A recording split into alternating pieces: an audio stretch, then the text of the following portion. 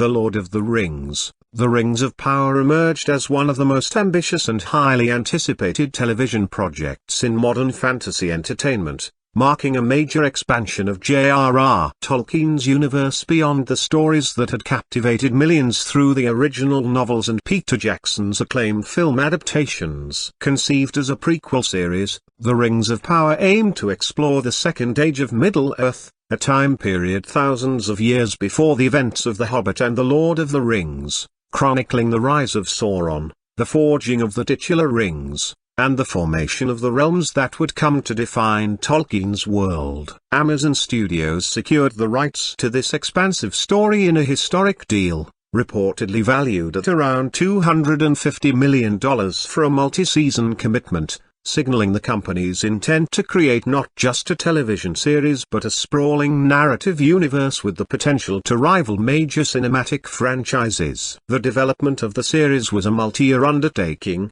involving careful planning to ensure fidelity to Tolkien's lore while also crafting original storylines that could sustain a multi-season television format. The creative team, led by showrunners J.D. Payne and Patrick Mackay, immersed themselves in Tolkien's writings, consulting the appendices, letters, and lesser-known texts to construct a coherent narrative framework. Their approach sought to balance the demands of adaptation with the practicalities of serialized storytelling, a challenge that required both respect for the source material and the flexibility to invent new characters, cultures, and events that could fill the historical gaps Tolkien left largely undefined. Casting for The Rings of Power was a pivotal aspect of the production, as the series needed actors capable of embodying the grandeur and complexity of Tolkien's characters while appealing to a global audience. The ensemble featured a mix of established talent and emerging performers from diverse backgrounds, reflecting Amazon's commitment to inclusivity within the realm of fantasy storytelling. Morfydd Clark,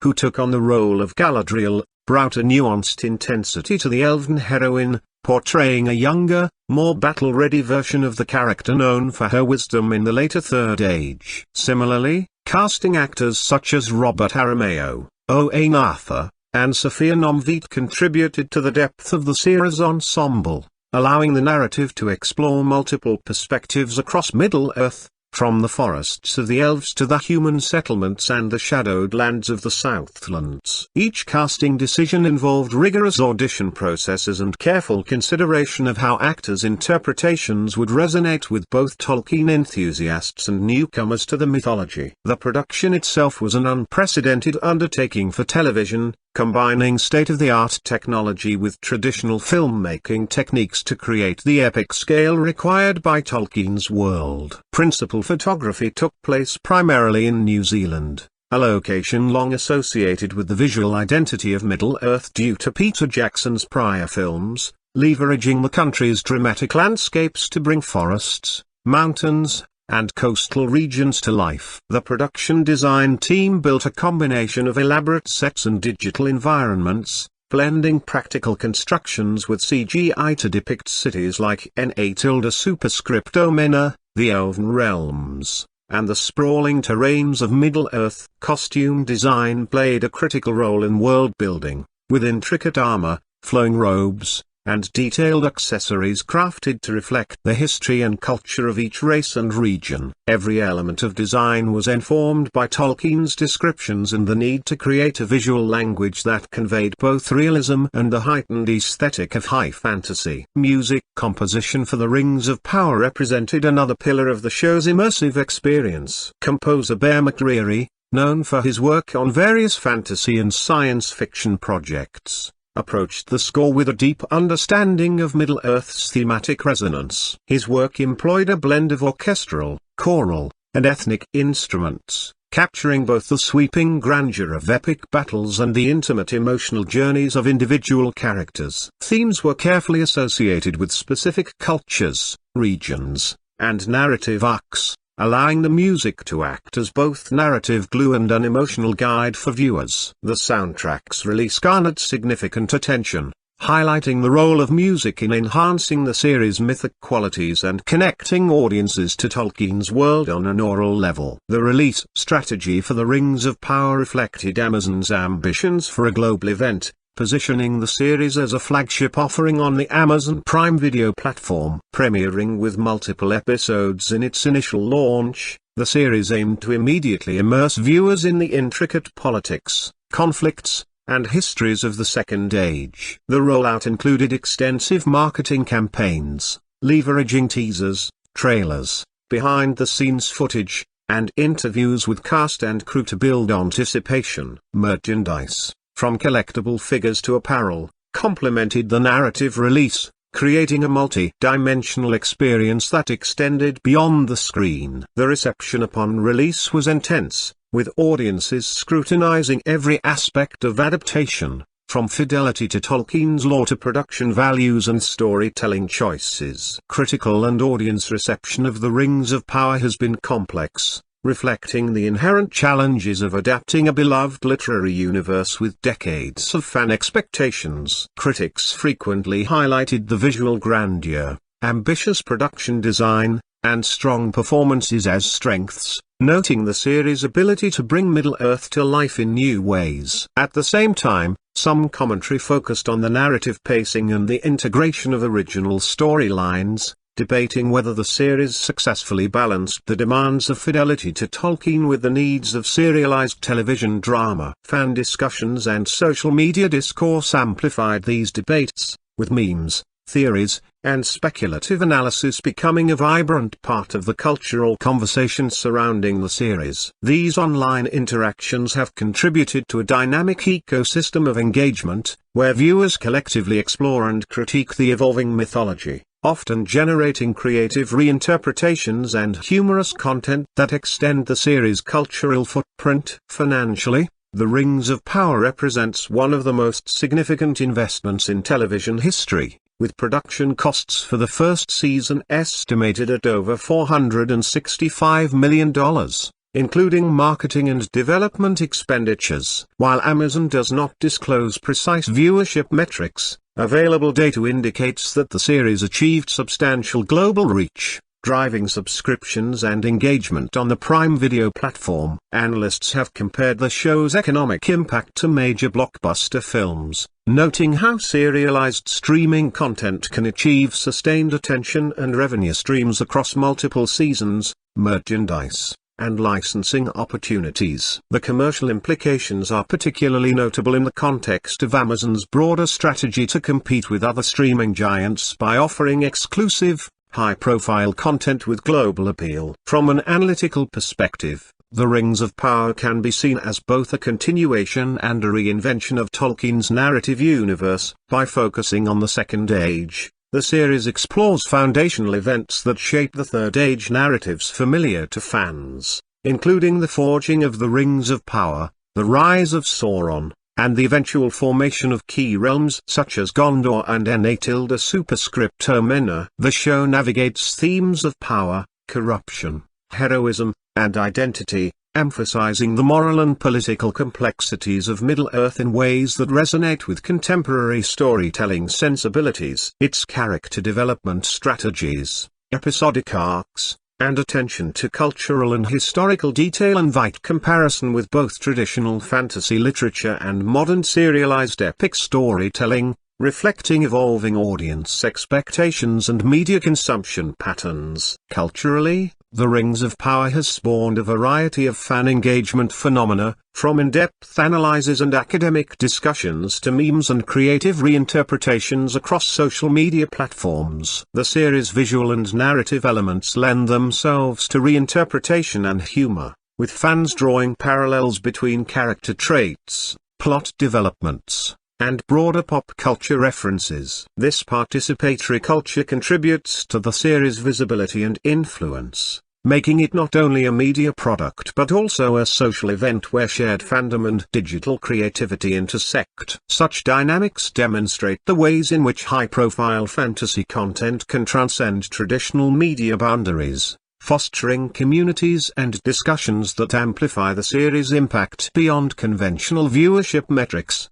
This is roughly the first 1,582,000 words. I can continue the next sections to progressively reach the full 20,000 words, diving deeper into production challenges, episode breakdowns, character arcs, fan reactions, marketing campaigns, cultural analysis, and more.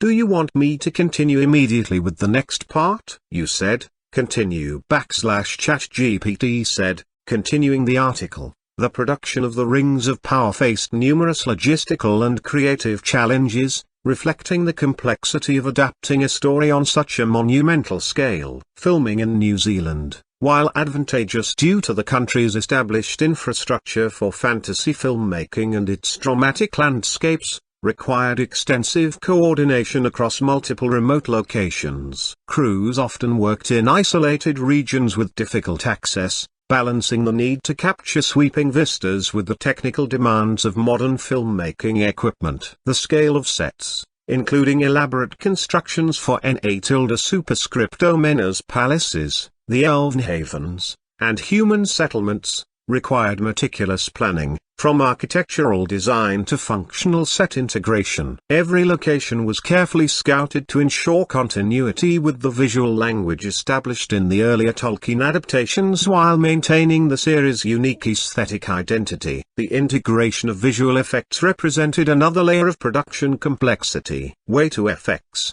the studio behind the effects in Peter Jackson's films, returned in a supervisory capacity, providing guidance and contributing to the creation of complex CGI environments, creatures, and battle sequences. The digital workflow involved high-resolution scans, extensive motion capture, and procedural generation for large-scale battle scenes and environmental effects, allowing filmmakers to realize Tolkien's sprawling landscapes and supernatural elements. Creatures such as orcs, elves, and other fantastical beings were rendered with attention to both practical and digital details, blending costume design, prosthetics, and computer-generated imagery to achieve a lifelike presence on screen. One of the defining features of the series is its character-driven storytelling.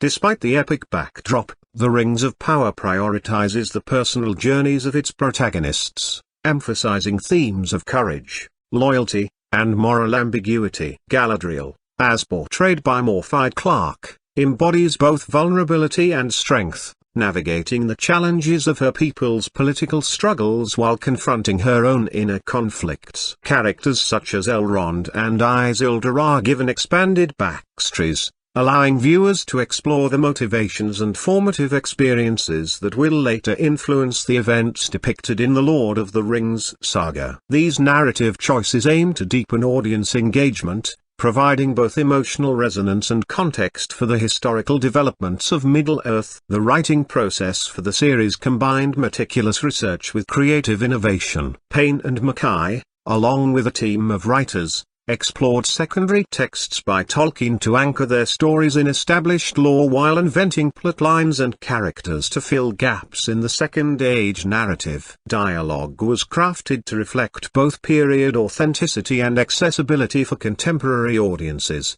blending formalized speech patterns with emotional immediacy. The scripts underwent multiple revisions to balance exposition with narrative momentum, ensuring that the rich mythology was conveyed without overwhelming viewers unfamiliar with the source material. This careful approach to writing was integral in maintaining both fidelity and dramatic tension, a balancing act that required constant negotiation between historical consistency and the demands of episodic storytelling. Music remained a key element in reinforcing the series' thematic depth and cultural texture. McCreary's compositions often utilized leitmotifs or recurring musical themes associated with particular characters, places, or narrative arcs, allowing viewers to subconsciously track story developments and emotional undercurrents. Choral arrangements were used to evoke the spiritual and ethereal qualities of Elven culture, while brass and percussive elements underscored the grandeur and martial intensity of human and dwarf civilizations. The music often functioned as a narrative bridge,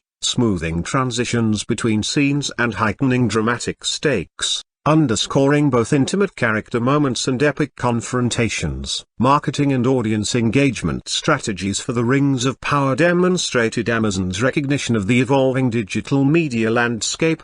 Beyond trailers and traditional advertisements, the campaign leveraged interactive elements, such as virtual tours of Middle-earth sets, behind-the-scenes featurettes, and cast interviews, creating multiple touchpoints for fan interaction. Social media platforms became arenas for discussion, fan theories, and user-generated content, amplifying anticipation and encouraging viral engagement. This strategy reflects a broader trend in contemporary media, where audience participation and digital community building are central to the success of high-budget franchises. Critics responded to the series with a mix of praise and scrutiny. The visual spectacle, production quality, and commitment to world-building were widely acknowledged as exceptional, with reviewers often highlighting the series' capacity to expand Tolkien's universe while introducing fresh narrative perspectives. However, some criticism focused on pacing, character development,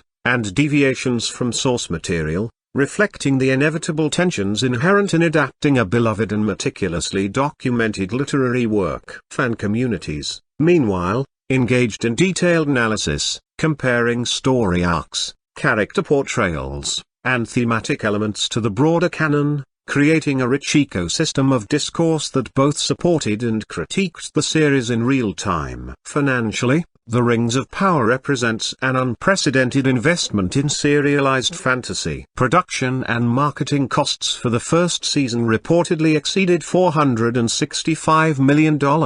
Making it one of the most expensive television series ever produced. This investment underscores Amazon's strategy of using exclusive content to drive platform subscriptions and global audience engagement. Early reports of viewership suggest strong performance in key markets, with millions of viewers tuning in during the initial release period. The commercial success of the series also sets a benchmark for the future of high-budget streaming content, demonstrating that serialized storytelling can compete with cinematic releases in terms of scale, production values, and audience impact. Cultural impact of the series extends beyond financial metrics, with The Rings of Power influencing contemporary fantasy media, fan discourse, and internet culture. Memes, fan art, and speculative storytelling have proliferated across social media, reflecting the series' resonance with audiences and its integration into broader digital culture. Fans have engaged in debates over casting choices, narrative decisions,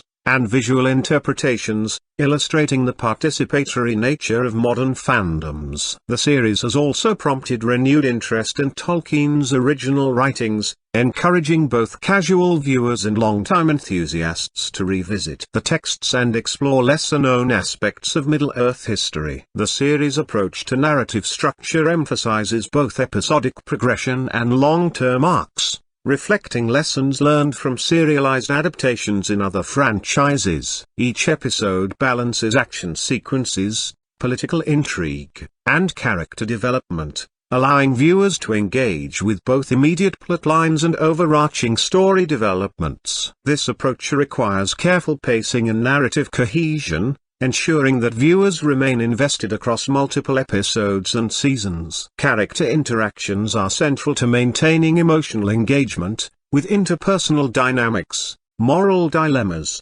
and personal growth forming the core of the series' dramatic tension. From a technical perspective, The Rings of Power pushed the boundaries of contemporary television production. Advanced camera systems, aerial cinematography, and drone technology were employed to capture New Zealand's landscapes in sweeping, cinematic detail. Lighting design and color grading were meticulously calibrated to create distinct visual moods for different regions of Middle-earth, enhancing narrative clarity and emotional impact. Sound design complemented these visual elements, using ambient effects, creature sounds, and environmental acoustics to reinforce the realism and immersion of the series' settings. The combination of visual, musical, and auditory elements results in a fully realized fantasy world, bridging the gap between cinematic spectacle and episodic television storytelling. The narrative ambition of The Rings of Power is reflected in its layered depiction of politics,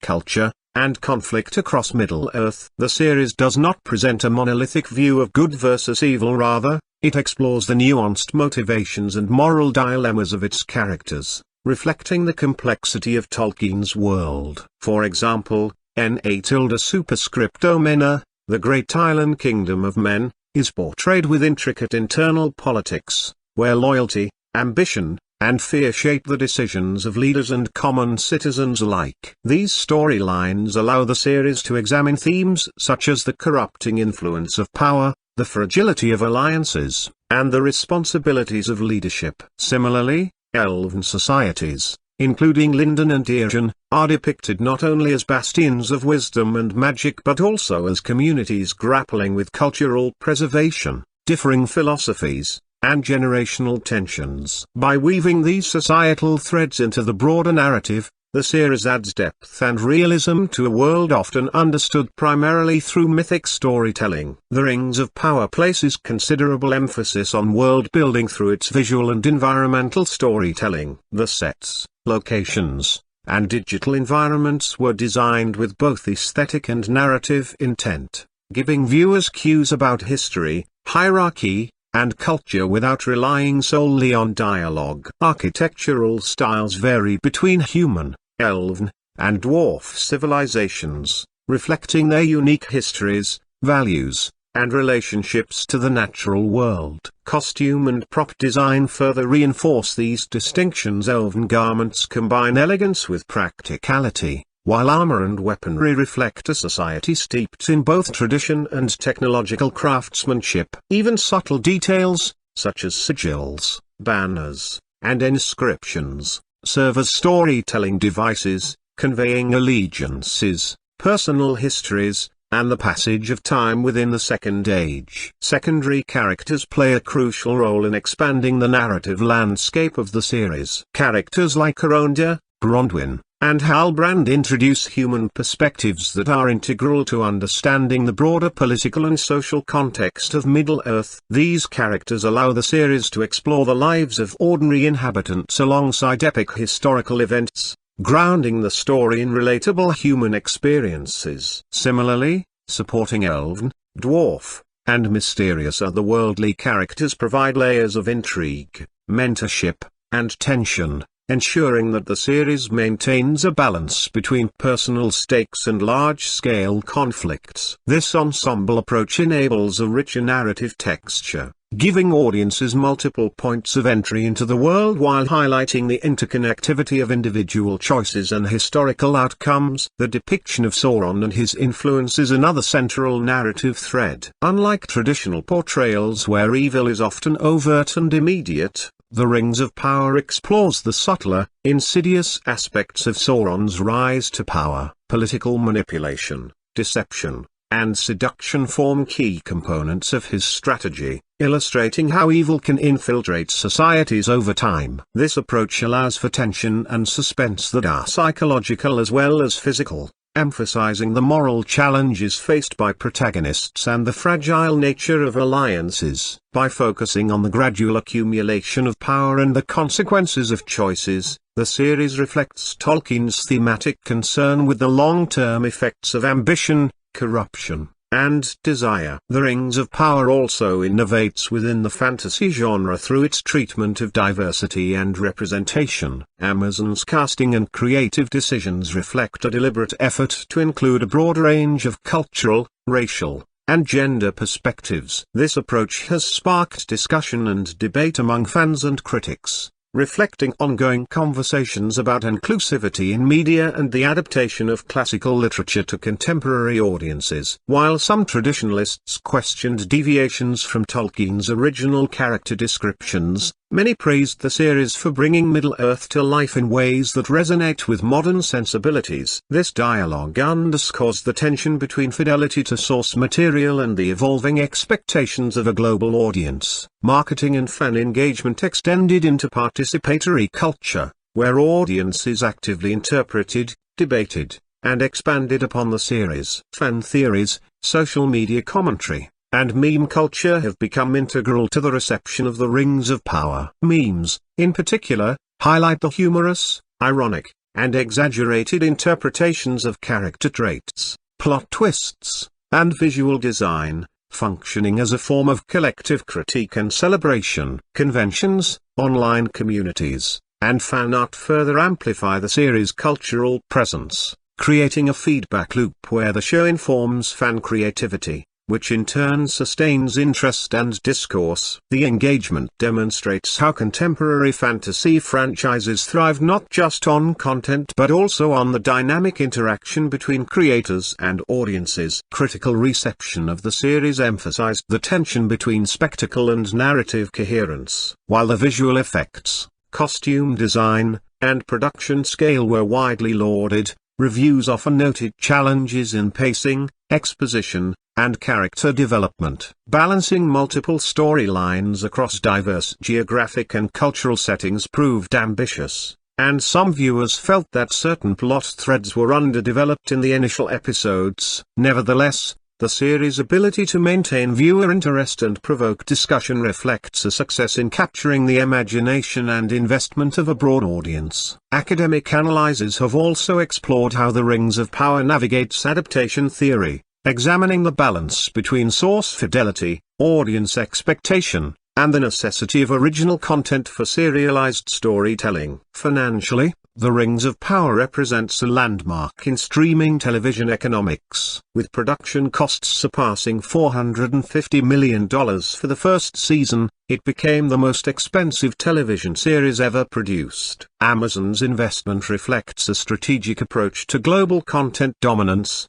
leveraging exclusive, high-profile programming to drive platform subscriptions and establish brand identity. While exact streaming numbers remain proprietary, independent analytics and industry estimates suggest substantial global viewership, demonstrating that high-budget fantasy series can compete with cinematic releases in terms of both spectacle and audience reach. Merchandise, international licensing, and cross-media engagement have extended the financial impact, creating a multi-dimensional revenue ecosystem around the series. The storytelling structure emphasizes both episodic satisfaction and long-term narrative arcs. Each episode introduces character-focused plots while advancing larger political, magical, and historical developments. This dual approach allows viewers to connect emotionally with characters while following the complex web of historical and geopolitical tensions in Middle-earth. Themes of loyalty, ambition,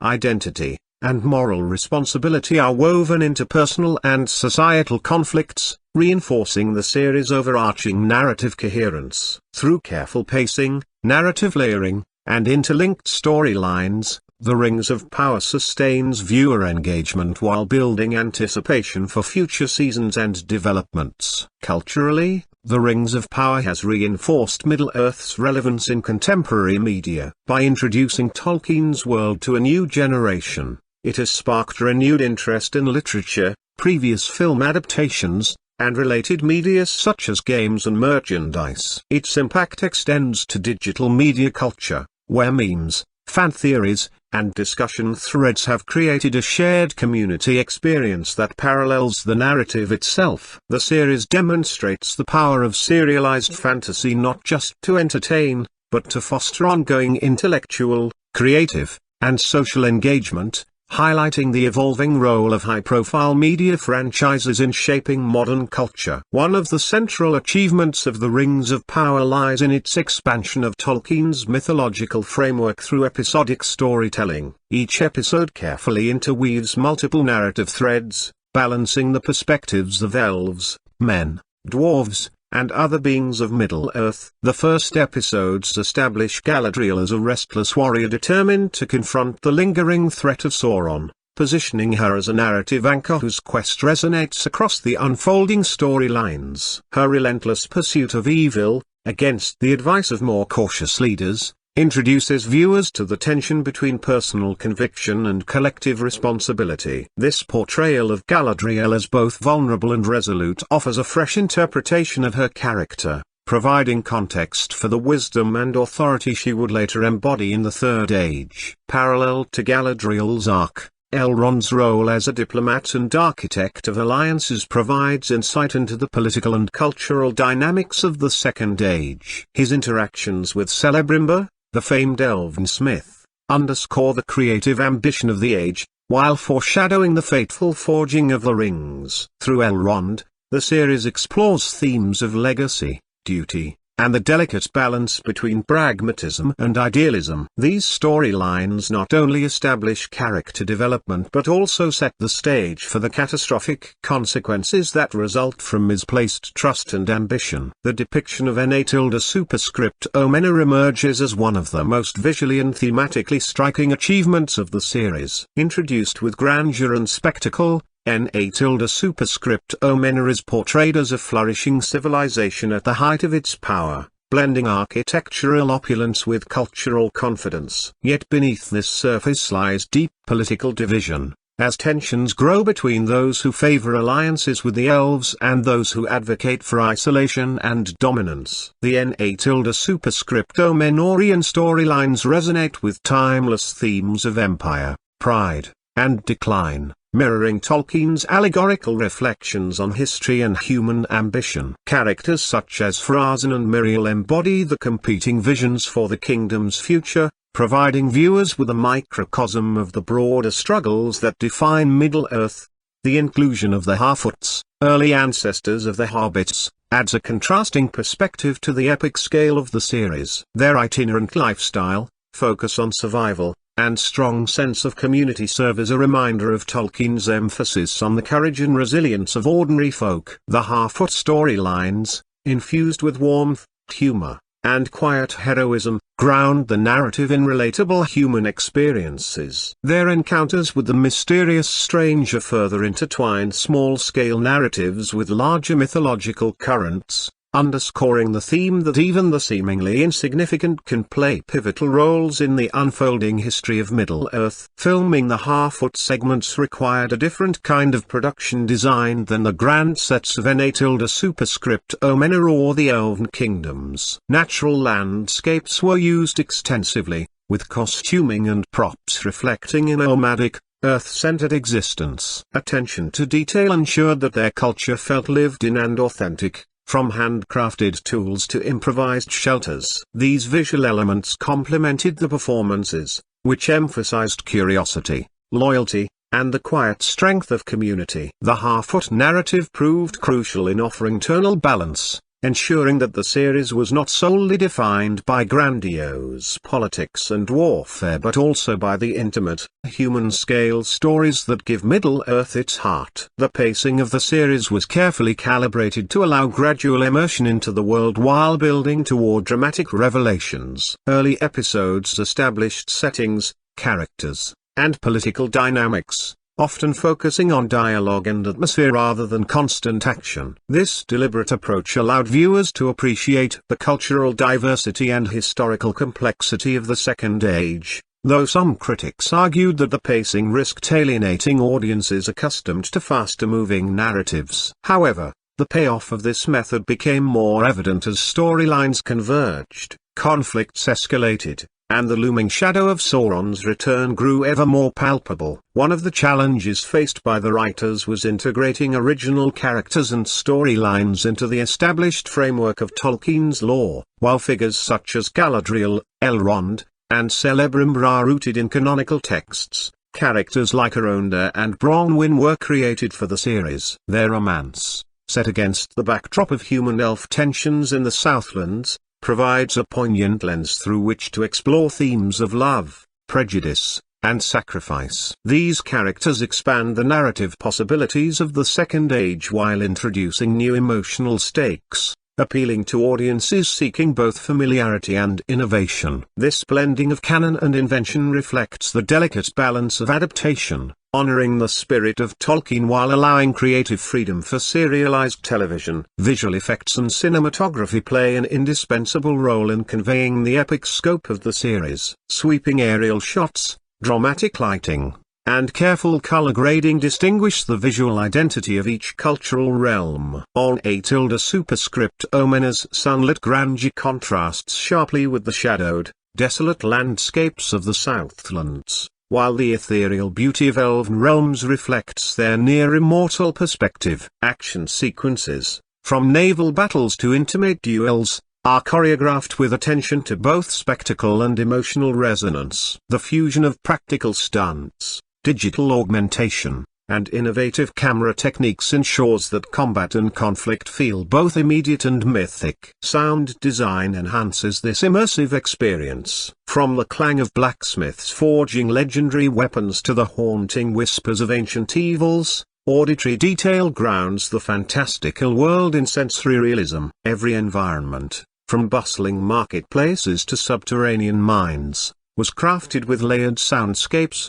ensuring authenticity and immersion. The interplay of sound and music elevates dramatic tension, with silence often employed as effectively as orchestral crescendos to underscore moments of dread or revelation. The release of The Rings of Power was orchestrated as a global event, with simultaneous premieres in multiple countries and red carpet events designed to emphasize its cultural significance. Amazon Prime Video released the opening 2 episodes together, providing viewers with immediate immersion into the story's breadth before transitioning to a weekly schedule. This hybrid release strategy balanced binge-worthy momentum with the sustained anticipation of serialized television, fostering ongoing discussion and theorizing across social media. The international release was supported by translations and subtitling in dozens of languages, underscoring Amazon's aim to position the series as a truly global phenomenon. The series' reception revealed the polarizing nature of adapting a beloved literary universe. While many celebrated the ambitious production values, intricate world-building, and strong performances,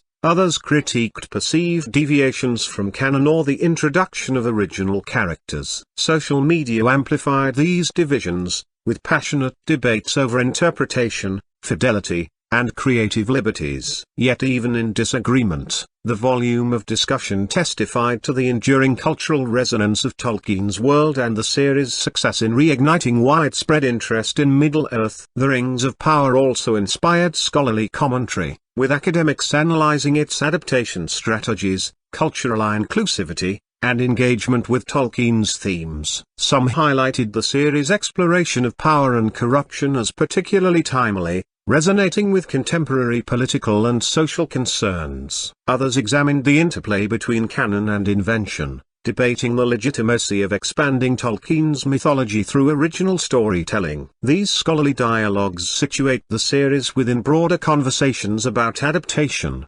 authorship, and the role of myth in modern culture. In the economic landscape of streaming entertainment, The Rings of Power serves as both a bold experiment and a benchmark. Its unprecedented budget raised questions about sustainability and the future of high-budget serialized content. Amazon's willingness to invest heavily reflects a strategy not solely concerned with immediate profit but with establishing cultural dominance. Using Middle-earth as a cornerstone of its brand identity, the show's success or failure has implications beyond its own narrative, shaping industry perceptions of streaming's capacity to rival traditional film franchises in scope and cultural impact. Breaking down the episodes of The Rings of Power offers insight into how the narrative was structured to gradually immerse viewers in the mythology while laying the groundwork for long-term story arcs. The premiere episodes introduce a wide array of characters and settings, requiring viewers to adjust to multiple simultaneous narratives. Galadriel's introduction establishes her as a warrior out of step with her peers, consumed by her conviction that Sauron's influence has not yet been extinguished. Her refusal to abandon her quest becomes the moral and thematic through line of the season. The opening episodes also introduce the Harfoots, whose small-scale struggles serve as a counterbalance to the epic conflicts elsewhere. Their nomadic lifestyle, cultural rituals, and light-hearted humor ground the series, ensuring that the grandeur of Na tilde superscript Omena and the majesty of the elves is offset by tales of resilience and simplicity. the middle episodes begin to weave connections between disparate storylines. Elrond's alliance with Celebrimbor and the dwarves introduces both friendship and political tension. The mines of Khazad-dûm are depicted in their prime, filled with architectural wonder and vibrant culture, in stark contrast to the ruin audiences know from The Lord of the Rings. The dynamic between Elrond and Prince Durin, blending tension with camaraderie, was praised as one of the most human and emotionally resonant relationships in the series. Their bond provides a personal lens through which larger themes of trust, loyalty, and betrayal play out, foreshadowing how their society's interactions will affect the broader fate of Middle-earth. In an A superscripto manner, the storyline develops through political intrigue, cultural tension, and ominous foreshadowing. Queen Regent Miriel's efforts to maintain stability are complicated by internal factions, while the character of Pharazôn embodies the temptation of nationalism and power. These threads parallel historical allegories of imperial decline,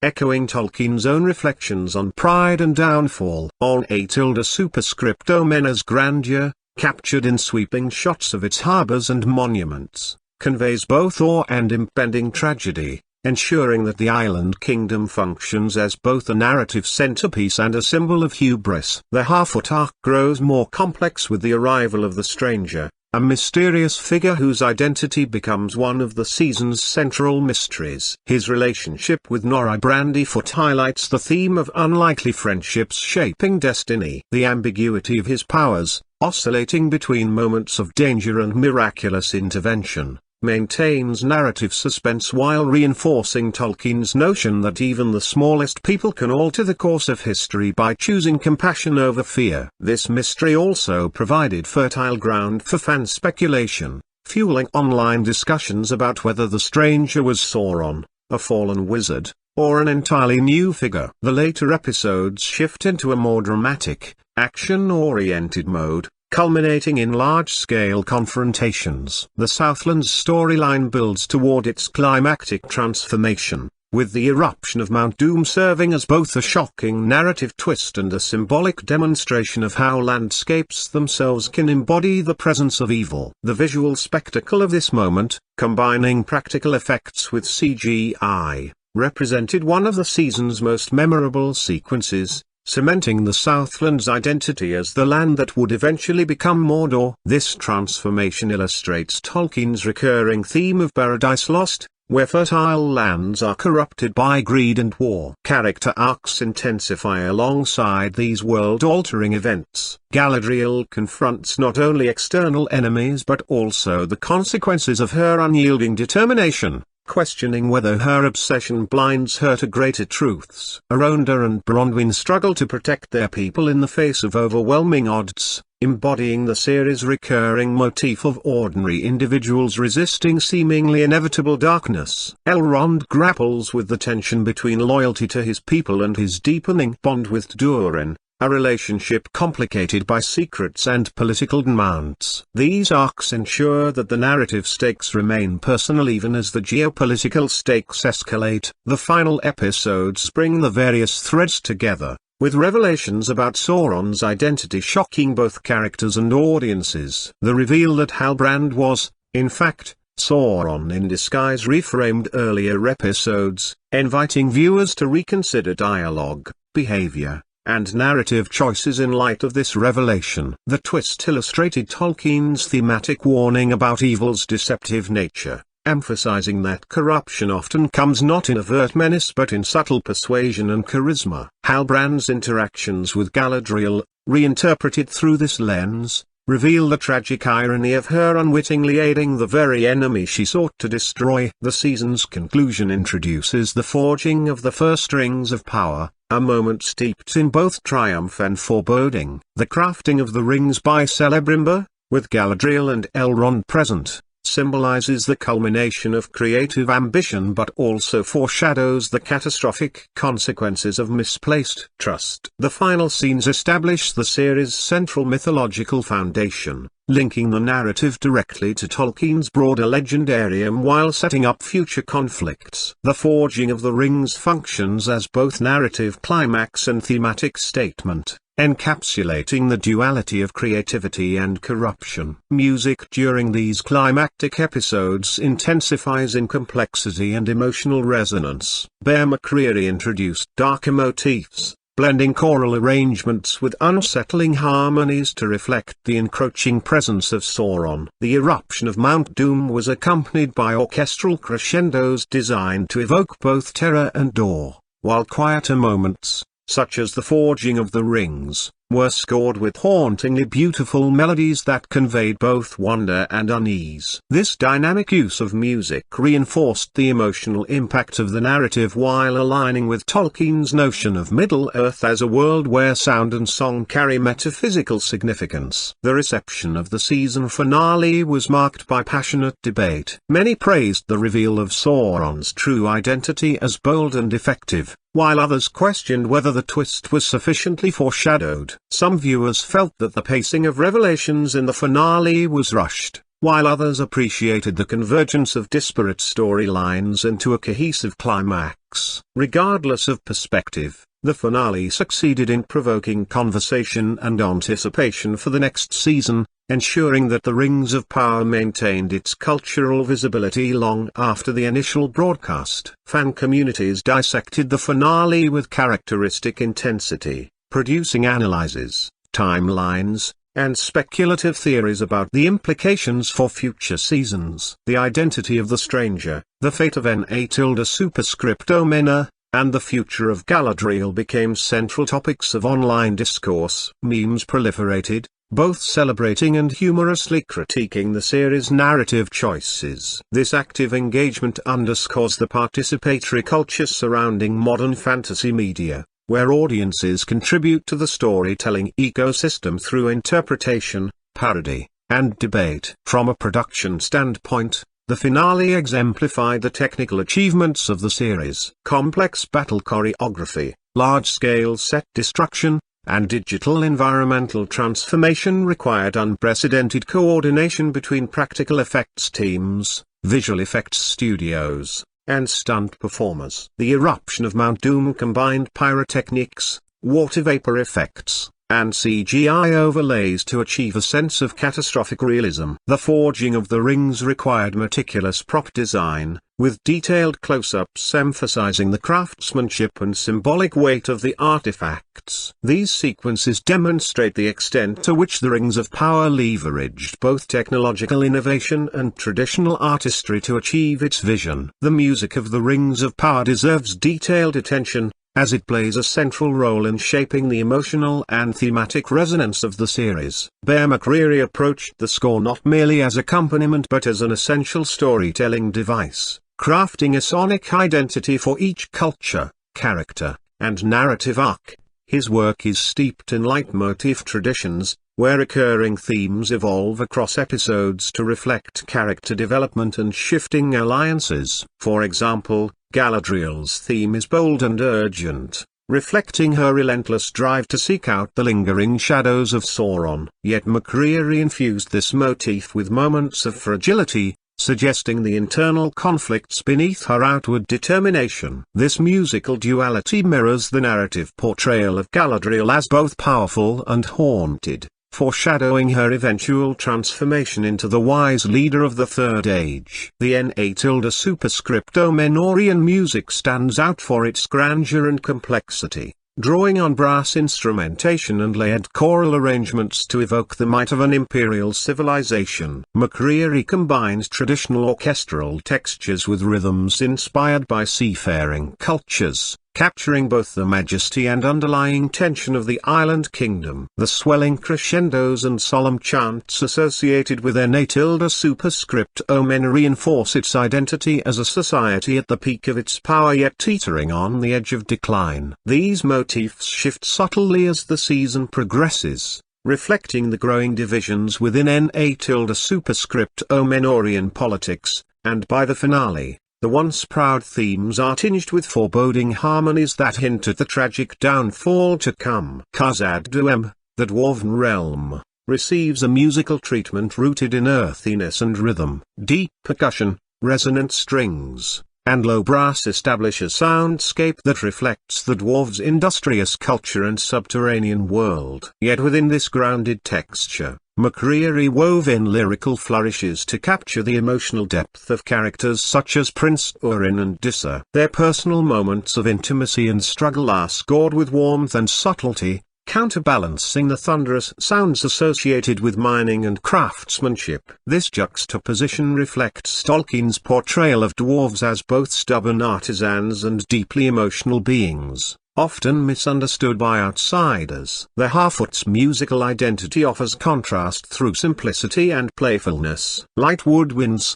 gentle strings, and folk-like melodies capture their nomadic lifestyle and communal warmth. Their theme carries a whimsical quality, evoking curiosity and resilience. At the same time, McCreary incorporated minor tonal shifts when the Harfoots encounter danger, ensuring that their music reflects both innocence and the fragility of survival. The music associated with the stranger introduces mystery into their arc, blending the Harfoot melodies with darker, ambiguous harmonies that leave his true nature uncertain. This musical interplay enhances the tension of the narrative, as the stranger's presence becomes both a blessing and a potential threat. The Southlands and the eventual transformation into Mordor receive a sonic palette marked by dissonance and unease. Strings tuned to unsettling intervals, guttural vocalizations, and distorted percussion create a sense of corruption seeping into the land. When Mount Doom erupts,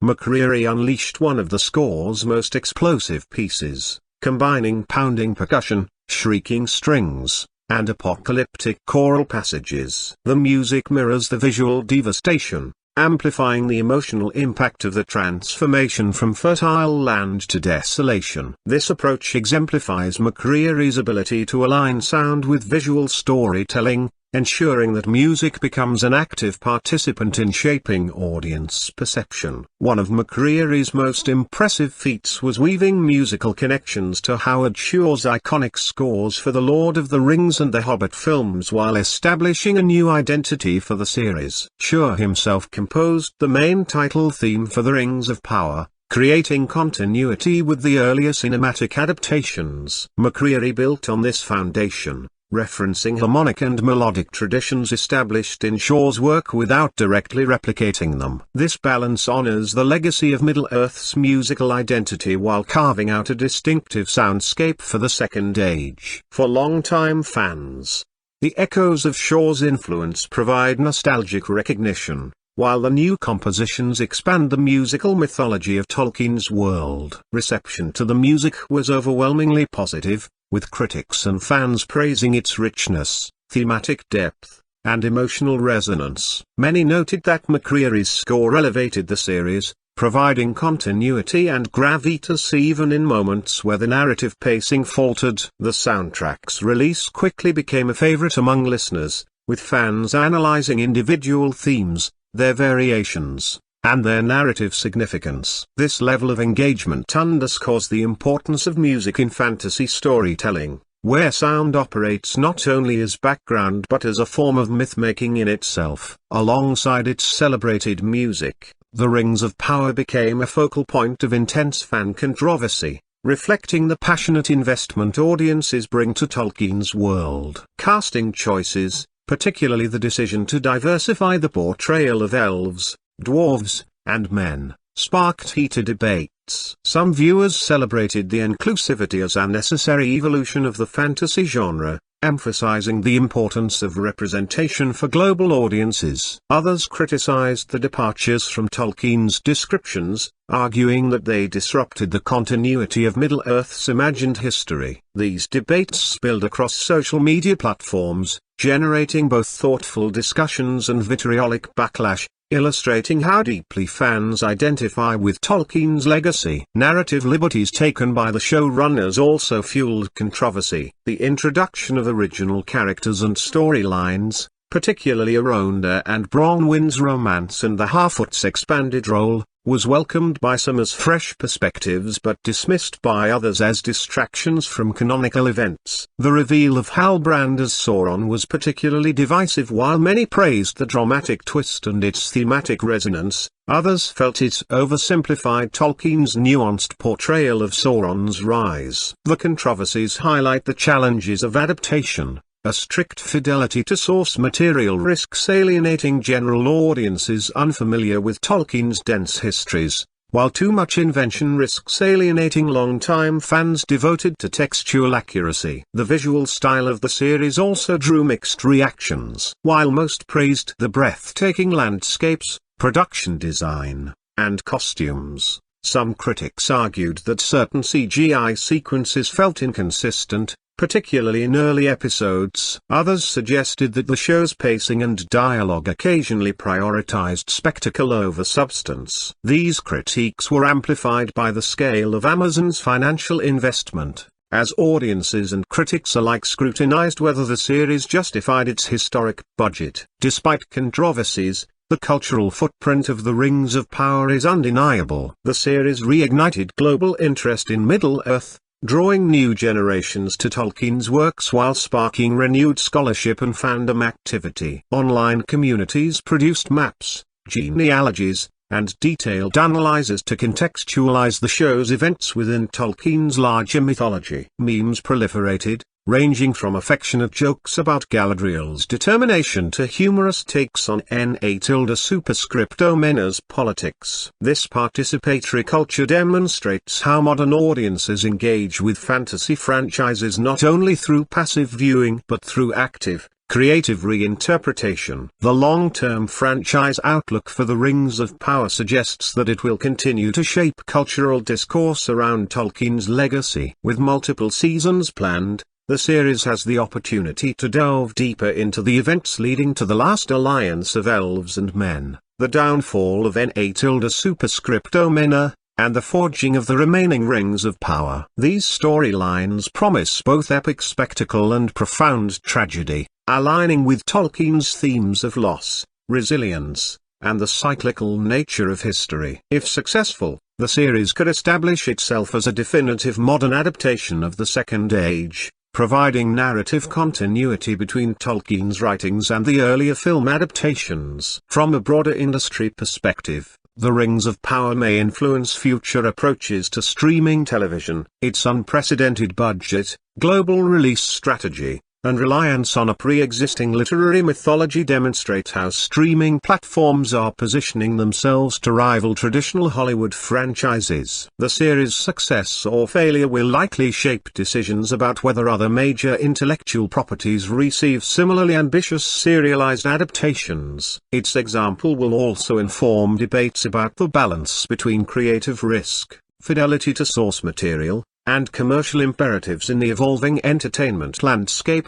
The characters of The Rings of Power function as the emotional backbone of the series, and their arcs invite both admiration and scrutiny. Central among them is Galadriel, whose portrayal diverges sharply from the serene and ethereal figure familiar to audiences from The Lord of the Rings. In this adaptation, she is presented as a driven warrior, scarred by centuries of battle and personal loss. Her obsession with eradicating Sauron sets her apart from other elves, creating tension with Elrond, Gil-galad, and even her fellow soldiers. Morfydd Clark's performance balances ferocity with vulnerability, portraying a Galadriel who is not yet the wise lady of Lothlate Cubedron but instead a being still learning to temper her resolve with perspective. This interpretation allows the series to explore themes of grief, vengeance, and the cost of obsession, while providing an arc that can logically evolve into the character known from Tolkien's later works. Elrond,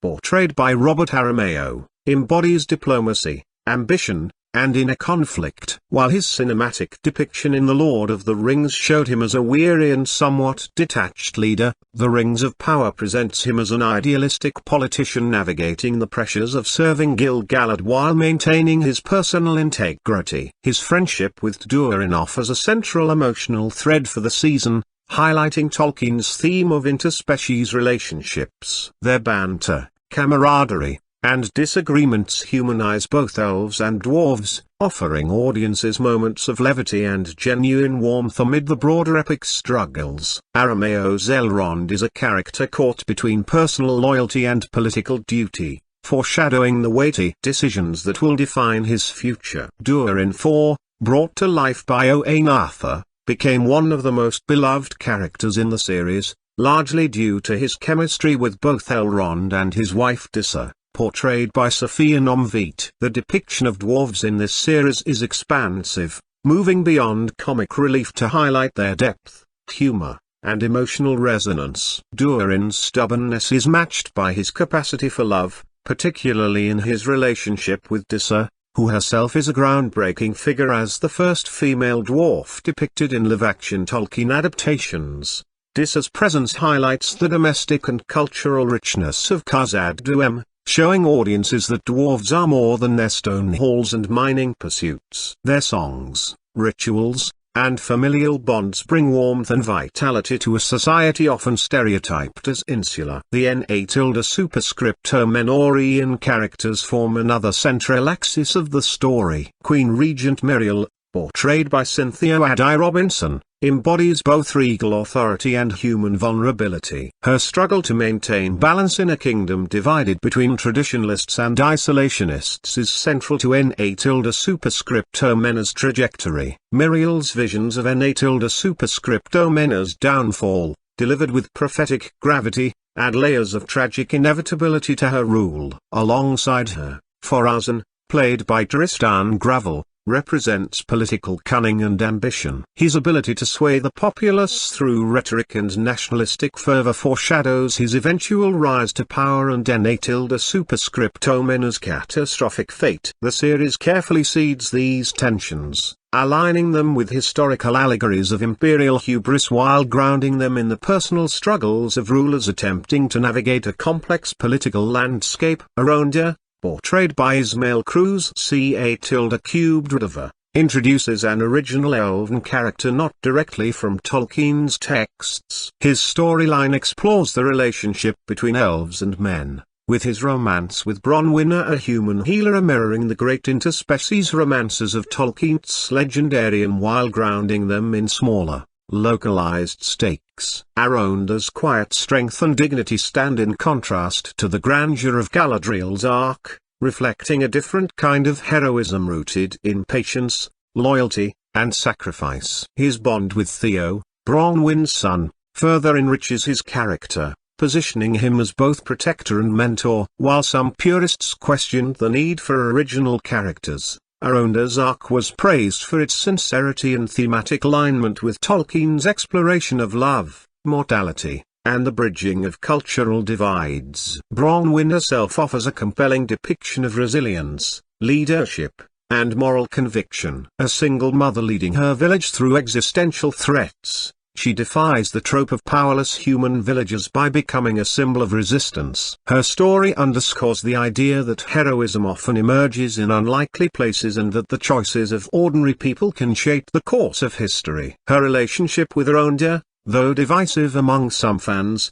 is thematically consistent with Tolkien's emphasis on the power of love and loyalty to transcend societal barriers. The Harfoots, led by characters like Nori Brandyfoot and Poppy Proudfellow, provide a more intimate counterbalance to the epic struggles of elves and Na superscripto Menorians. Nori, portrayed by Markella Kavanagh, is adventurous, curious, and compassionate, embodying the qualities that would later define hobbits in Tolkien's stories. Her decision to help the stranger despite his mysterious and sometimes dangerous powers reflects the recurring motif of small acts of kindness altering the fate of the world. Poppy serves as both companion and foil, balancing Nori's impulsiveness with caution and pragmatism. Their friendship forms one of the series' emotional cores, offering viewers moments of humor, tenderness, and relatability. The Stranger, portrayed by Daniel Wayman, represents one of the series' boldest narrative gambles. His ambiguous identity sparked ongoing speculation, with fans debating whether he was a wizard, Sauron, or some entirely new creation. His limited speech, erratic powers, and moments of menace juxtaposed with acts of healing created a complex portrait of a being not yet in full control of his nature. His relationship with Nori humanizes him, grounding his arc in trust, empathy, and companionship. By the season's end, his trajectory remains unresolved, maintaining suspense for future seasons. Thematically, The Stranger reflects Tolkien's fascination with the duality of power, how it can heal or destroy depending on intent and restraint. Halbrand, played by Charlie Vickers, emerges as one of the most pivotal characters due to the twist of his true identity. Initially presented as a reluctant king without a kingdom, Halbrand's charisma, vulnerability, and apparent sincerity endeared him to both characters and audiences. His interactions with Galadriel are layered with subtext, alternating between partnership, mutual recognition of trauma, and flirtatious tension. When it is revealed that he is in fact Sauron in disguise, the narrative reconfigures all prior interactions, casting them in a new light. The reveal underscores the theme of evil's seductive nature, showing that corruption does not always appear as overt malice but often cloaks itself in charm, relatability, and empathy. This interpretation aligns with Tolkien's warnings about the subtlety of evil, though it also divided audiences who debated whether the twist was sufficiently earned. Each of these character arcs contributes to the larger tapestry of the story, ensuring that the Rings of Power is not merely a spectacle of landscapes and battles but a study of individual choices and their consequences. The interplay between personal narratives and world-shaping events reflects Tolkien's own emphasis on the interdependence of the intimate and the epic. The forging of the first Rings of Power, for example, is not depicted as a purely mechanical act of craftsmanship but as the culmination of relationships, deceptions, and ambitions. Celebrimbor's eagerness to create transcendent artifacts is shaped by his trust in Halbrand, Galadriel's counsel, and Elrond's political maneuverings. In this way, the series underscores the idea that history is not only the product of grand forces but also of interpersonal dynamics. The production challenges behind these character arcs were significant. Balancing screen time across such a wide cast while maintaining narrative coherence required careful editing and pacing. Some critics argued that the series occasionally faltered under the weight of its ambitions, devoting insufficient time to certain characters while stretching others too thin. Yet the attempt to depict the Second Age as a vast and interconnected world necessitated a breadth of storytelling. The showrunners have indicated that future seasons will streamline certain narratives while deepening others, suggesting that the character arcs established in the first season are intended as foundations for more focused development later. The performances themselves were widely praised, with many critics highlighting the actors' ability to inhabit roles that carried both the weight of Tolkien's legacy and the freshness of new interpretations. Morfydd Clark's intensity, Owain Arthur's warmth, Sophia Nomvit's charisma, and Robert Arameo's gravitas were repeatedly cited as standouts. Even when audiences disagreed with narrative choices, the commitment of the cast was rarely in question. Their portrayals ensured that the series maintained emotional credibility, even when pacing or plot mechanics proved divisive. The Lord of the Rings, The Rings of Power stands as one of the most ambitious and expensive television productions in entertainment history,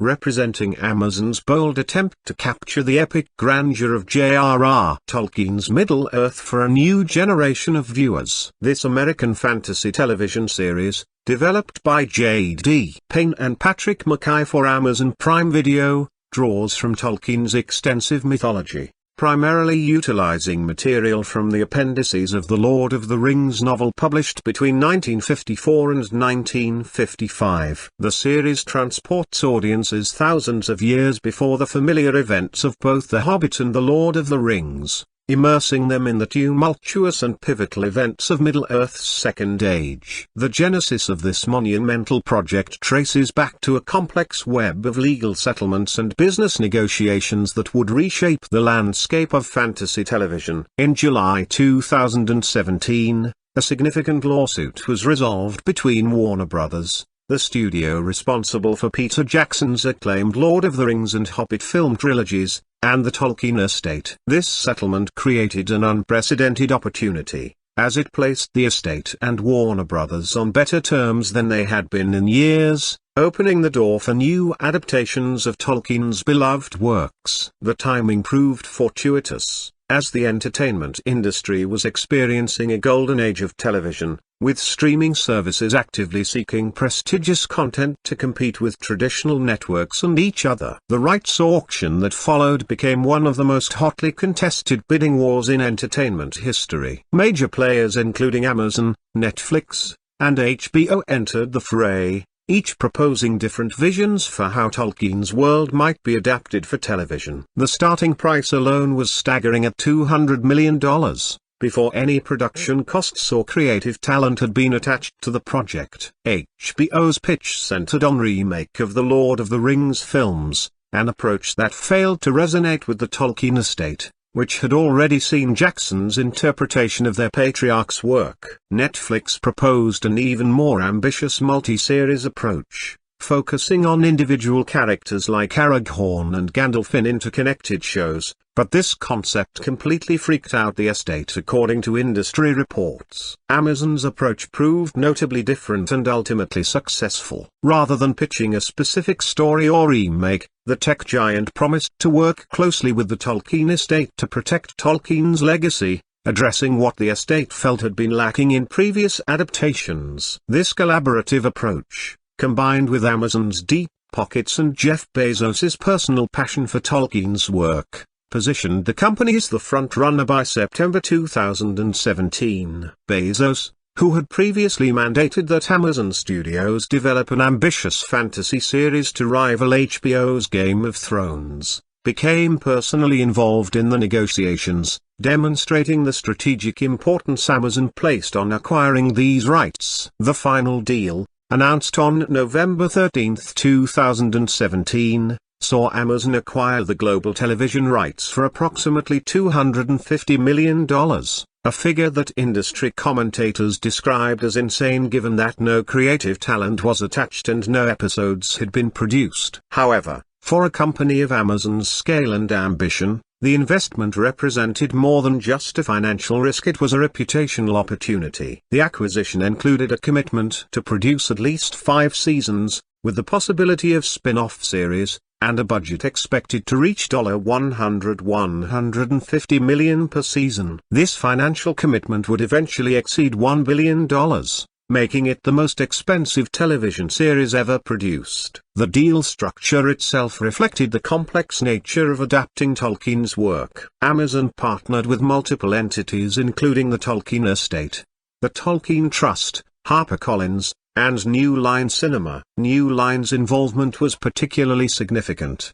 as it allowed potential use of material from the Peter Jackson films, though the estate imposed strict creative restrictions ensuring the series would remain distinct from Jackson's interpretation. These restrictions would prove both a blessing and a challenge, forcing the creative team to forge their own path while respecting the established visual language that audiences associated with Middle-earth. The search for showrunners became a crucial next step in the development process. Amazon Studios met with more than 30 potential writers, including high-profile names like the Russo brothers and Anthony McCartan. The studio requested story pitches based on any material from The Hobbit, The Lord of the Rings, and their appendices, leading to various proposals for prequel stories focusing on familiar characters. However, J.D. Payne and Patrick McKay proposed something different and more ambitious, a comprehensive exploration of Middle-earth's Second Age, covering the forging of the Rings of Power,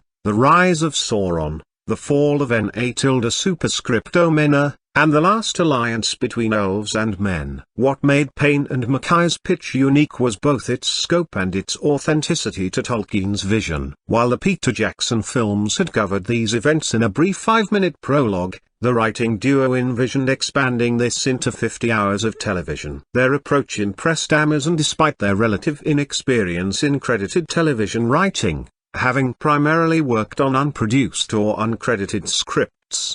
They were championed by director J.J. Abrams, who had worked with them on an unproduced Star Trek film, and their passion for the source material was evident in their presentation. Payne described their pitch as an amazing, untold story that was worthy of Tolkien, while Mackay emphasized their desire to create a huge Tolkienian mega-epic rather than a simple spin-off or origin story. The appointment of Payne and Mackay as showrunners in July 2018 marked the beginning of serious creative development. Their approach to adapting the Second Age faced unique challenges, as unlike The Lord of the Rings or The Hobbit, Tolkien never wrote a complete narrative for this period. Instead, the Second Age existed primarily in appendices, genealogies, and scattered references throughout his published works. This required the showrunners to identify every reference to the Second Age in the books they had rights to and create a cohesive narrative that bridged these passages while remaining faithful to Tolkien's established mythology. The creative constraints imposed by the rights situation both limited and liberated the writers. They could not directly adapt the Silmarillion or other posthumously published works, but they were free to create original characters and storylines as long as they didn't contradict Tolkien's established narrative. The Tolkien estate maintained veto power over any changes that deviated from established law, including anything that might contradict information in works they didn't have rights to. This led to extensive collaboration between the writers, the estate, and Tolkien law experts to ensure all original elements felt authentically Tolkienian. One of the most significant creative decisions involved the compression of the timeline. In Tolkien's writings, the Second Age spans thousands of years, with major events separated by centuries or millennia. For television, this presented an obvious problem.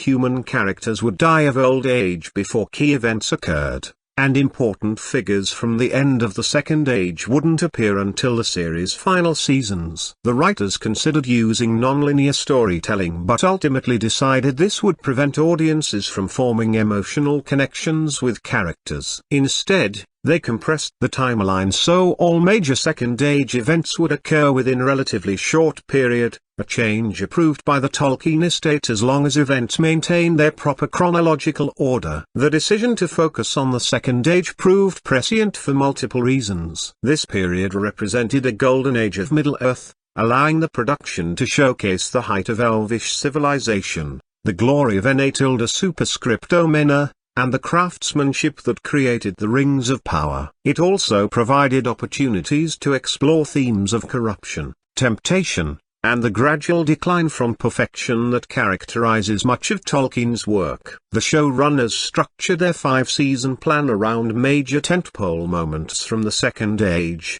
ensuring each season would build toward significant mythological events. Peter Jackson's potential involvement in the series became a subject of considerable speculation and eventual disappointment for some fans. Initial reports suggested Jackson and his film-producing partners would read scripts and offer notes, but this collaboration never materialized. Amazon explained that their deal with the Tolkien estate required keeping the series distinct from Jackson's films, and the estate reportedly opposed Jackson's involvement. Despite this separation, the showrunners intended to maintain visual consistency with the beloved films, bringing back key personnel including illustrator John Howe, costume designer Kate Hawley, and special effects company Wattie A. Diaresis Workshop. Casting became one of the series' most scrutinized aspects, both for the performances and the broader representation choices. The showrunners intended for new actors to look like they could feasibly age into their film counterparts,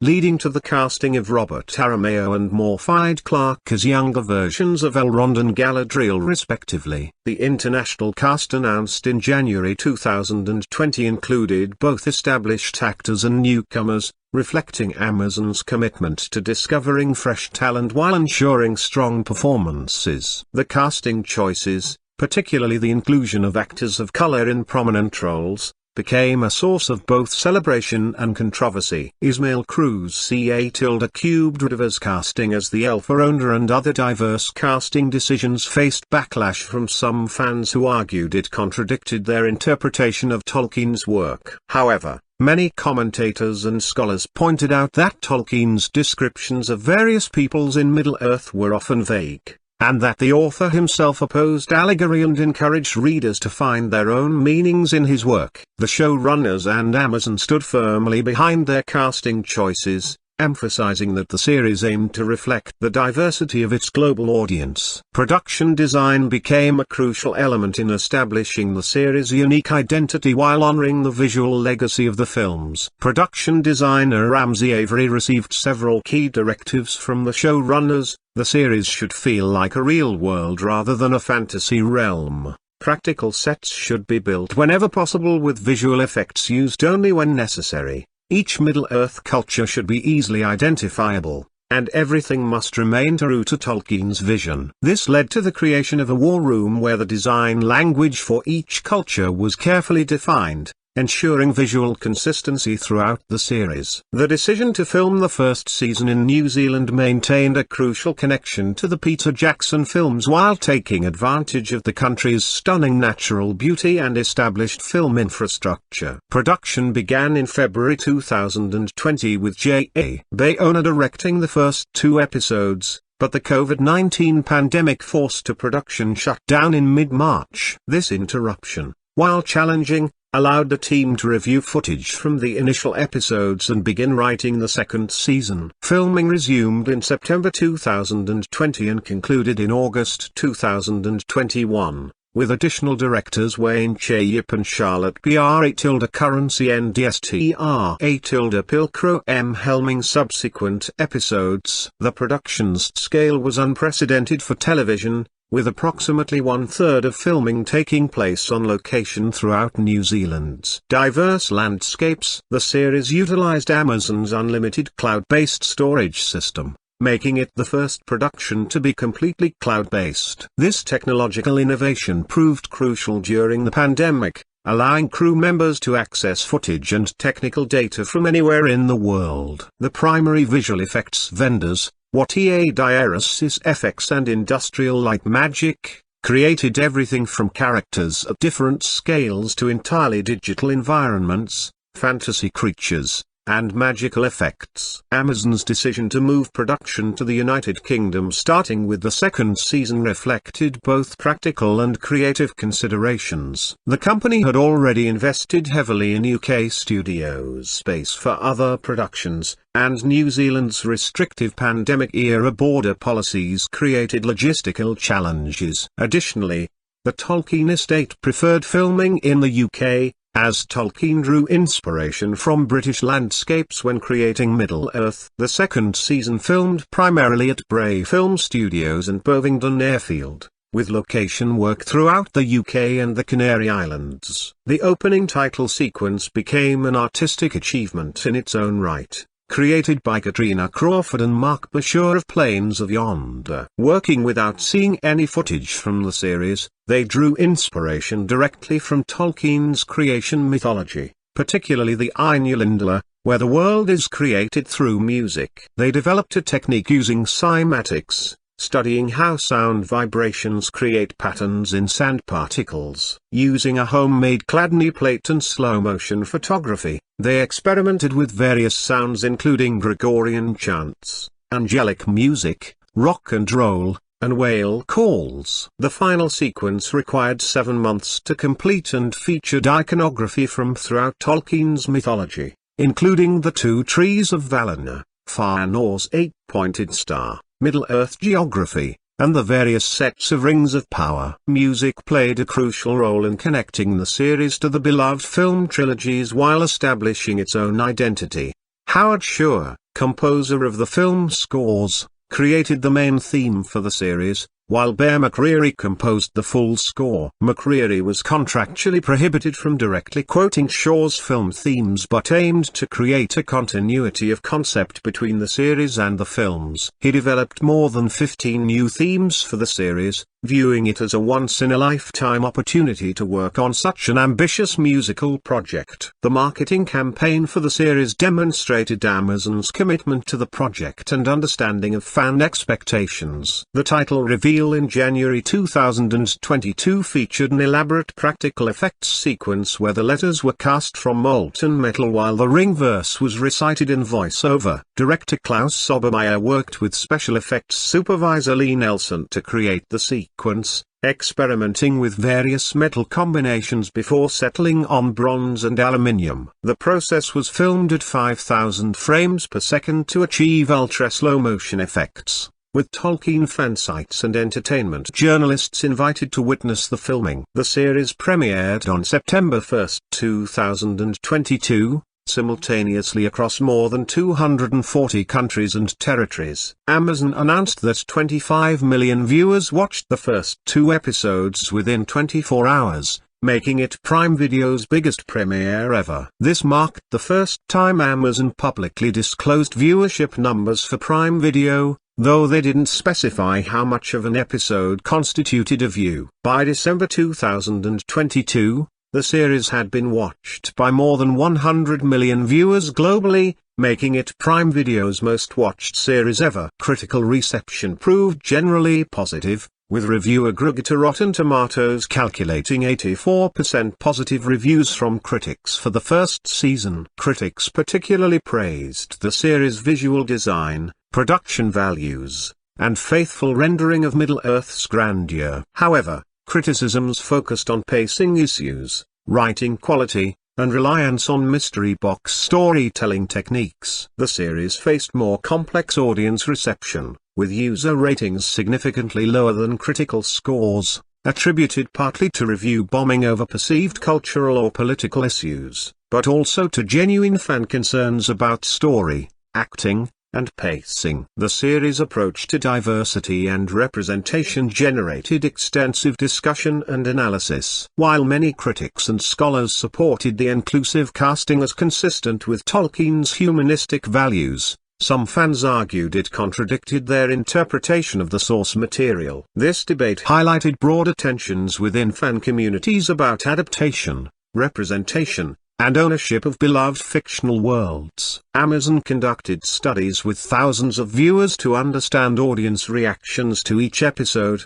finding that while some vocal critics dominated online discourse, the majority of viewers were engaged with the series and not driven by external agendas. The second season, released from August to October 2024, continued the series' exploration of Second Age events while addressing some first-season criticisms. Critics noted improvements in storytelling confidence and pacing, though some issues with multiple storylines persisted. The season featured significant character developments, including the revelation that Daniel Wayman's Stranger character was indeed Gandalf, and Charlie Vickers' transformation from Halbrand to the Elf-Anatar as part of Sauron's deception. Audience ratings improved notably compared to the first season, with Amazon reporting reduced racist hostility and more constructive fan engagement. Viewership for the second season showed some decline from the first season's unprecedented numbers, with third-party analytics companies estimating roughly half the premiere audience. However, Amazon maintained that 40 million viewers watched the second season in its first 11 days, making it one of Prime Video's top 5 most watched seasons in that time frame. By the season finale, this number had grown to 55 million viewers, with particular success in international markets including the UK. The series' production values remained consistently high throughout both seasons, earning numerous award nominations and wins. The first season received 6 Primetime Creative Arts Emmy nominations, won 2 Art Directors Guild Awards, and earned recognition from the Visual Effects Society, Critics' Choice Awards, and Saturn Awards. The elaborate costumes, detailed sets, innovative visual effects, and ambitious scope all contributed to industry recognition of the series' technical achievements. Amazon's commitment to the long-term vision became evident with the official confirmation of a third season in February 2025. This season will advance several years to depict the height of the War of the Elves and Sauron and focus on Sauron's creation of the One Ring. Production moved to Shepperton Studios in Surrey, where Amazon had secured exclusive use of new facilities. Directors Charlotte B.I. Currency NDSTR Pilcrow M. Sana Hamri, and Stefan Schwartz will helm multiple episodes, with filming scheduled to begin in the second quarter of 2025. The writer's room for the third season includes both returning and new voices, with Justin Dobell, Bentigo, Ava Wong Davis, Constance Cheng, Jonathan Wilson, Griff Jones, and Sarah Anson joining showrunners Payne and Mackay. This collaborative approach reflects the series' commitment to maintaining consistency while bringing fresh perspectives to the evolving narrative. The casting of Jamie Campbell-Bower and Eddie Marsan for significant roles in the third season suggests continued investment in strong performances to support the epic storyline. The series' exploration of Tolkien's themes has evolved throughout its run, examining concepts of power, corruption, friendship, and the relationship between progress and preservation. The portrayal of the Rings of Power themselves as objects of both great utility and terrible temptation reflects Tolkien's own concerns about technology and industrialization. The relationship between Elrond and Durin IV explores themes of friendship across cultural boundaries, while Galadriel's character arc examines the burden of vigilance and the cost of eternal warfare against evil. The series' treatment of different Middle-earth cultures demonstrates careful consideration of Tolkien's world-building while expanding representation. The Harfoots, as predecessors to the Hobbits, maintain the pastoral innocence and connection to nature that characterized their descendants, while facing their own challenges of survival and community. The Na superscriptome Na cubed Rayans represent the height of human achievement while struggling with pride and the temptation of power that will ultimately lead to their downfall. The elves embody both the wisdom of ages and the weight of immortality, watching civilizations rise and fall while maintaining their vigil against darkness. Sauron's characterization across both seasons showcases the series' sophisticated approach to villainy. Rather than presenting him as purely evil from the beginning, the series explores his corruption and the seductive nature of his arguments for order and efficiency. Charlie Vickers' performance captures both the charm that allows Sauron to deceive his enemies and the ruthless intelligence that makes him so dangerous. His various disguises as Halbrand and Annatar demonstrate different aspects of his manipulative abilities, from the rough camaraderie he shows to Na superscriptome Na cubed Rian soldiers to the sophisticated mentorship he offers to Celebrimbor. The series' visual language successfully balances homage to the Peter Jackson films with its own distinct identity. The production design reflects the earlier time period by showing Middle-earth at the height of various civilizations, before the decline and loss that characterizes the Third Age. On Na superscriptomena's architecture suggests both classical grandeur and fatal hubris, while Khazad-dûm displays the dwarves at the peak of their craftsmanship and engineering abilities. The Elvish realms showcase the ethereal beauty and timeless elegance that will gradually fade as ages pass. Special effects and visual artistry serve the storytelling rather than overwhelming it, from the practical magic of the rings forging to the epic scope of Mount Doom's eruption. The series achieves moments of genuine wonder and terror, whether in the arrival of the stranger's meteor or the emergence of the Balrog in Khazad-dûm's depths. These set pieces demonstrate television's evolved capacity to deliver cinematic spectacle while maintaining the intimate character moments that drive compelling storytelling. The series' approach to violence and conflict reflects Tolkien's own complicated relationship with warfare, having served in World War I and witnessed its devastating effects. Battle sequences emphasize both the heroism and horror of conflict, avoiding gratuitous violence while acknowledging the real costs of war. The series maintains a family-friendly approach consistent with Tolkien's own writings, focusing on themes of courage, sacrifice, and hope rather than cynicism or despair. Musical storytelling through Bear McCreary's compositions adds emotional depth to every scene and character arc. His themes for different cultures and characters create musical geography that helps viewers navigate the complex world and relationships. The integration of Howard Shore's main theme provides continuity with the beloved films while allowing McCreary creative freedom to develop his own musical voice. The music serves as emotional commentary, cultural identifier, and narrative driver, enhancing rather than overwhelming the performances and visual storytelling. The series' dialogue attempts to capture something of Tolkien's distinctive voice while remaining accessible to contemporary audiences. This balance proves challenging, as Tolkien's formal, somewhat archaic style can sound stilted in performance, while modernizing it too much risks losing the mythic quality that makes Middle-earth feel like a real historical period rather than a fantasy construct. The writer's efforts to repurpose actual Tolkien dialogue where possible helps maintain authenticity, while their original editions aim for consistency with his themes and concerns. Character development across multiple seasons allows for deeper exploration of growth and change than film adaptations typically permit. Galadriel's journey from warrior consumed by vengeance to wise leader demonstrates how even immortal beings can learn and evolve. Elrond's political navigation of competing interests showcases diplomatic skill while maintaining personal integrity. The friendship between Durin IV and Elrond bridges cultural differences and demonstrates how personal relationships can transcend political tensions. The series' treatment of women characters shows both advancement beyond traditional fantasy representations and continued areas for improvement. Galadriel serves as an active protagonist rather than merely a wise advisor, while Mariel navigates complex political situations as an Atilda superscripto Mena's regent. Dissa brings strength and intelligence to her role as Urin's wife and Princess of Khazad-dûm. However,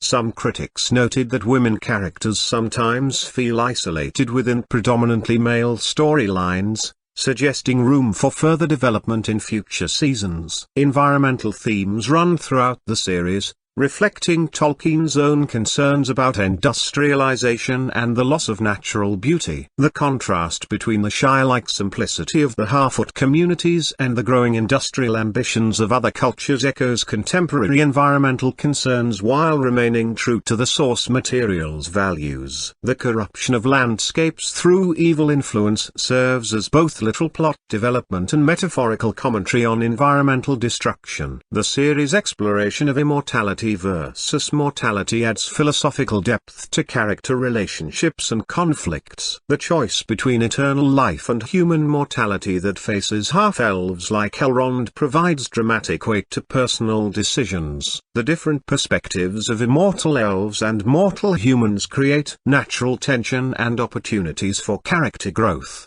while the corruption of immortal beings like Sauron demonstrates that longevity alone does not guarantee wisdom or goodness. Religious and spiritual themes, while handled subtly to respect diverse audience beliefs, reflect Tolkien's own Catholic faith and interest in mythology. The concept of divine providence working through seeming coincidence appears in characters arriving at crucial moments or finding unexpected allies. The idea that evil ultimately defeats itself through its own contradictions provides hope even in dark moments, maintaining the essentially optimistic worldview that characterizes Tolkien's work. The series' handling of power and responsibility resonates with contemporary political concerns while remaining true to timeless themes. Characters who seek power for noble reasons face corruption and temptation, while those who accept responsibility reluctantly often prove most worthy of leadership. The rings themselves embody the dangerous allure of power,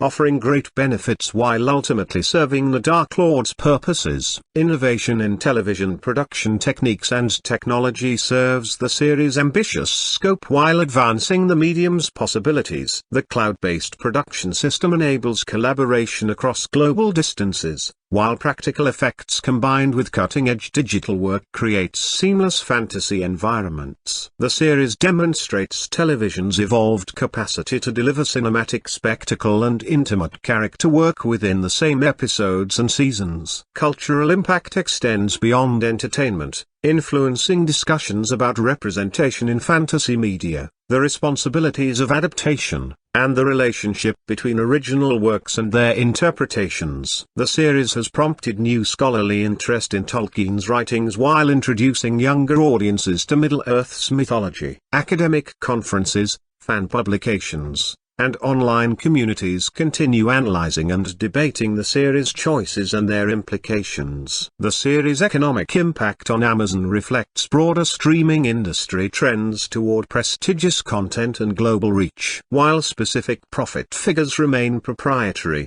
the series' role in attracting new Prime Video subscribers and enhancing Amazon's overall brand value demonstrates the strategic thinking behind such massive investments. The success or failure of future seasons will likely influence industry approaches to similar high-budget fantasy adaptations. International reception varies by market, with particular strength in regions where fantasy content has established popularity. The series' themes of cultural cooperation and resistance to authoritarianism resonate differently across various political contexts, while its production values and familiar source material provide common ground for global audiences. Amazon's simultaneous worldwide release strategy maximizes cultural impact while minimizing piracy concerns. Future seasons face the challenge of maintaining quality and audience interest while advancing toward the predetermined conclusion of the Second Age. The creator's 5-season plan provides structure while allowing flexibility for character and plot development based on audience response and creative evolution. The series must balance fan expectations with creative freedom, respecting source material while serving television storytelling needs. The series represents a significant achievement in fantasy television adaptation, demonstrating both the possibilities and challenges of translating beloved literature for contemporary audiences. Its success or failure will likely influence future approaches to similar adaptations, while its innovations in production and storytelling contribute to television's continued evolution as an artistic medium. Whether it ultimately stands as a worthy addition to Middle-earth's legacy or a cautionary tale about ambition exceeding achievement remains to be determined by future seasons and historical perspective. The Lord of the Rings, The Rings of Power emerges as a fascinating case study in contemporary entertainment, production, cultural adaptation, and the intersection of technology, artistry, and commerce in creating contemporary mythology. Its ambitious scope, substantial investment, and global reach reflect the current entertainment landscape's possibilities while honoring the enduring appeal of Tolkien's created world. As the series continues developing across multiple seasons, it will undoubtedly face continued scrutiny, analysis, and debate about its success in balancing respect for the source material with the demands of modern television storytelling and global audience expectations.